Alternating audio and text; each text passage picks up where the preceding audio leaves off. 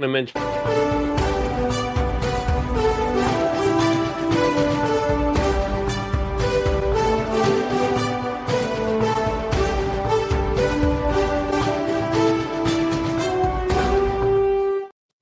Welcome to the Operation Game Night podcast. Today we are going to tag team a debrief.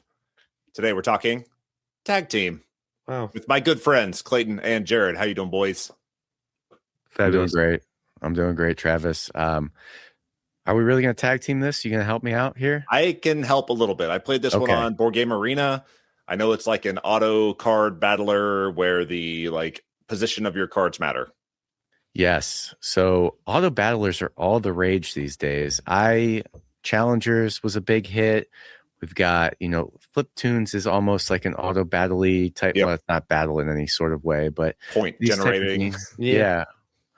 These games are getting popular, and I can see why. I personally like, Hot Streak too. Yep. The race game, you make the deck and then you pretty much just sit back and watch what happens.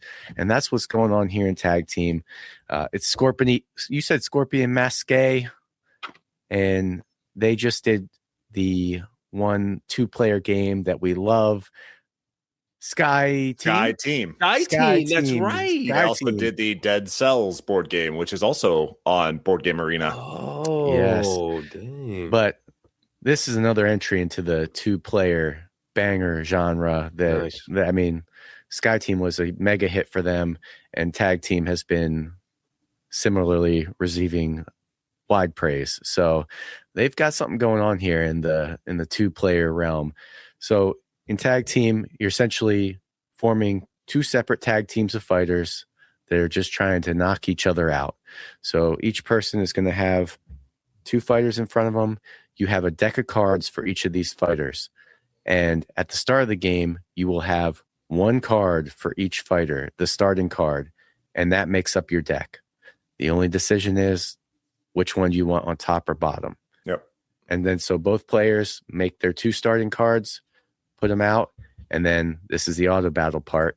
You just flip over the card, and then you resolve the effects. Mm-hmm. So a lot of the effects are, attacks and defenses, and there's a lot of special abilities. So in the box, there's 12 different fighters, and each fighter has asymmetric abilities. Think like Groot. All right, you playing the River Folk's a lot different than playing your Marquis de Cat. And so, there's guys in there that are tanks, can take a ton of damage. And there's a guy in there that his name's Bodvar, and he has a double-sided board. And his whole goal is to get up on the rage track far enough so that he flips over and turns into this bear that now has a ton of power and pretty much can one-hit kill anybody. So that's the game. After you play both your cards, then you have your shuffled deck of all the other cards combined for both your tag teamers. And then you draw 3 off the top, and you pick which one you want to add to your little 2-card pile. And you pick that card, and it's very important. You cannot change the order of the cards that were already in your deck. Yeah.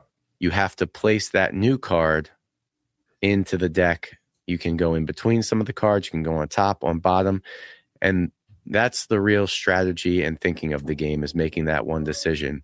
Because when your opponent has a big attack lined up and you have a defense card, you obviously want to try to line up your defense card so that when you auto reveal, you're going to block that attack and then maybe do damage back to them instead. Yeah. I really enjoy this game. Because it starts out so simple. Like that first round, you can kind of get away with not doing much of a rules teach. Yeah. Because this game's so fast. Like you can honestly get through a game of this in 10, 15 minutes. So if you're playing this with someone new, you just deal out a couple characters. You kind of explain what their character does. Give them their 2 starting cards and be like, okay, this is how a round works. Flip over your top card. All right, look, I attacked. And I attacked that person. You attacked this person. And then you flip the next one. And then they're like, oh, okay, I see how this is. And then they get a chance to draw their cards and they're like, oh, okay, I see what this does. And the nice thing about the cards in tag team is they have the iconography. You know, attacks are a nice little red starburst, and defense is a shield. But each card on the bottom has like the full text of exactly what that card does. So it is not confusing hardly at all. If you know like the core terms of the game, like attack, defend, or maybe it's called block, attack, defend, if you know who your partner is, if you know who your opponent is, there's like 4 things that you need to know. And then pretty much reading the card is going to explain everything for you. There's power cubes. And so in a general attack, you're going to deal damage. So if we flip over cards, my cards for, you know, the bear guy, the other person's cards for a certain person, those 2 people are the combatants for that moment in time. And so if I can deal damage, I'm dealing damage to that opponent that they also flipped over. I deal damage equal to the amount of power cubes I have. So if I had 3 purple cubes, I would deal 3 damage to them. It's just, you know, it's dead simple in that way, but just the way the different character asymmetries interact makes it super cool. And, nice. You know, like trying to work your characters together, because some are, you know, like heavy hitters. They got a lot of attacks in there, but they can't take a lot of hits. So you hope your tag team partner has some things that allow them to heal your partner. Involved too. And you're just trying to balance that. What card do I add to my deck? Where do I add it to my deck to make sure I can, you know, prepare myself for this round? Because I've seen Travis's 3 cards. I know what's coming. I don't know what he just added, but I know if he hits me with that one attack again, I'm KO'd. It's over. So that's generally like the gist of tag team. I've played it like 4 times now, maybe with 6 different characters. None of them are too complicated. It comes with a whole like fighter guide separate that explains each character's special abilities. And some of them are literally like 3 sentences long. So it's like you have to... Straightforward. Yeah, it's pretty straightforward, a lot of them. So I enjoyed this. Travis, you played it on Board Game Arena. I never recommend doing these things on games you don't know. Well, I feel like this one's simplified enough, and the decision that you're making is like, which of my cards am I playing in which order? And so the decision space is so limited that it really, like, it's a game that kind of plays itself. And some of these auto battlers can get so like fluffy and have so many, they try and build in more decisions and more complexity to them that it just becomes so bloated and like just not fun. So where does this fall in that kind of scale here? Like, do you feel like it's so limited that it's a game that plays itself, or do you feel like they've added just the right amount of decision space to allow you to manipulate your hand or manipulate the card space, I guess? That's a good question. I would say it's probably closer to the sweet spot than not. If anything, it errs on the side of almost too auto battle-y with little decisions, but it's certainly not at the point where it's, you know, overly bloated with things to consider. I mean, you literally make one decision each round, and it relatively matters. If I had to levy any criticism against it, it's like almost too fast. Like, I've played 4 games. 10-minute playing time. Yeah, which is nice, but it almost feels like you don't even get a chance to see some of the build. Like, I played with this bear guy like 4 times now, and his whole thing is getting to flip over to be the bear. And I've never seen it go long enough that he can flip, you know, because he has one card that all it does is like move up his rage track. And that has to happen like 7 times for him to flip over. Wow. So if you don't go through 7 rounds and somebody dies before then, usually it's him that dies. He takes a lot of hate. Yeah, because the other tension is the more times you have a single character's card added to your deck. So like when I draw my 3 cards, I might have 2 cards for the bear guy, 1 card for the kung fu guy. Yeah. And if I keep adding bear cards, it's great, but also every time that's the person getting targeted by my opponent. So he's going to be taking a lot of heat. And all you need is one of your people to get knocked out for you to lose. So it does happen quick. I do have one question just to help me understand real quick. So then you get to decide what order the auto draw comes out, the action deck. Yep. So like it's not like a randomized, like you can very tightly, because you said you can put it on top, bottom, somewhere in between. So it's not like you can also change that order in between rounds. So you can like, no, the order has to stay the same. The order of the cards that were already in your deck stays the same. But when you add a new card, that's where you can place it somewhere. So if you get if one of your guys is like really struggling and you drew a healing card, you can put that sucker right on the top of your deck to make sure they get healed up at the start of the round. Yeah. So, but then your opponent knows your order, just doesn't know where that extra card is going. Yeah. Okay. Are you familiar with the game Flash Duel? No. So this kind of reminds me of Flash Duel. Flash Duel is like this game turned into like a fencing match, and you play on this kind of linear track, 2-player only, and you have 2 players that are trying to push each other off the end of the play field, right? It's maybe 10 spaces long or whatever. You kind of start in the middle, maybe 2 or 3 spaces away, and you play cards against each other like 1v1 card, and it's either like progress or egress, and you can do damage to each other, and you're kind of like fencing each other back and forth.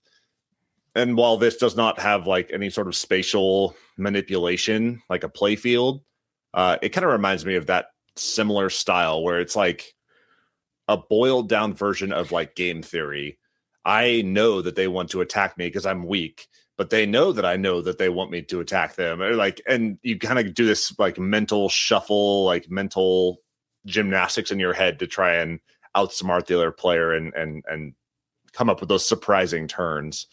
But yeah, I can see the appeal of this one because it is so simple and plays so quickly.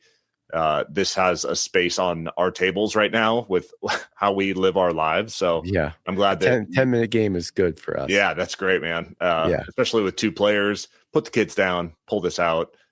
Let's play some characters we haven't played before. Like it's got a little bit of replayability. The decision space is small enough where it's not going to eat up your brain after like a taxing day. So yeah, I'm glad Scorpion Mass designs games like this at this level of simplicity. Those auto battlers have become really popular lately, and I wonder how much of that is from like Super Auto Pets. I don't know if you guys remember that. That was an app maybe 3-4 years ago that like just took off.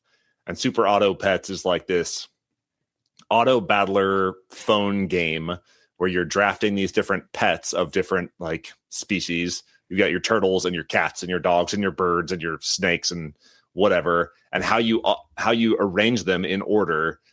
You come up against enemies, and depending on how you have them like stacked up in a line, they will do different things.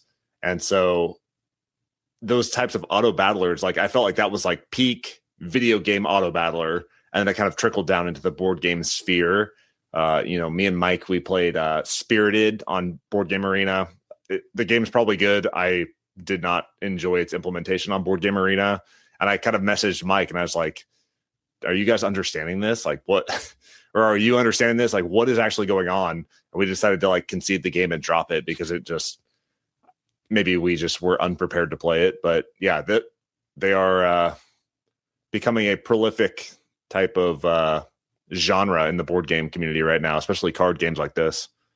I'm all for it. I like just kicking back and seeing what happens. You make a couple decisions, and then you just get to watch it unfold. And this has made me, this and Hot Streak, I scoffed at challengers early on.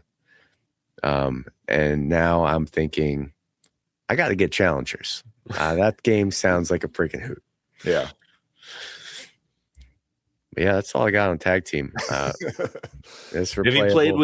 played Brooks on this one? I know you got family in town for holidays. No, he literally just got here this morning, so I have not played with him. I've played with my neighbor a couple times. I played with Isaac, and I played with Mary. So, what did Mary think about this one? She did not. This looks like a game she would not want to play. And she said as much when I asked her to play it with me. She's like, I don't want to play that. I said, well, Mary, this is basically just like I declare war. You don't even have to make any decisions. And then she played it and she said, that wasn't so bad. So that is a rave review. Scorpion Mask, put it on the box. That's your box quote. It wasn't so bad. Oh, gosh. No. Yeah, Scorpion Mask is doing some cool, kind of different stuff right now, and I really enjoy their design. So I might have to check this out. Yeah, I think it would be much better in person just because it's so quick and snappy, and you can stay engaged with knowing where people's cards are. I don't know if you played it real time or turn based, but that would be a disaster to play turn based on Board Game Arena. No, I played real time. I had a couple minutes, sat down. It said it played quickly, and yeah, sure enough, we were done in probably less than 10 minutes. So yeah, probably because I was new and got my butt handed to me. But yeah, it's a cool design. I think I'll check out more of it. If you have a couple minutes to kill while you're standing in line or waiting in the doctor's office or something, just pull this up on BGA and run a couple. Yeah, awesome. Thanks for debriefing Tag Team. You're welcome. Did we do it? I think we did it. We done. All right. This has been Operation Game Night Podcast. I have been Travis. He has been Clay. He has been Jared. And we're out.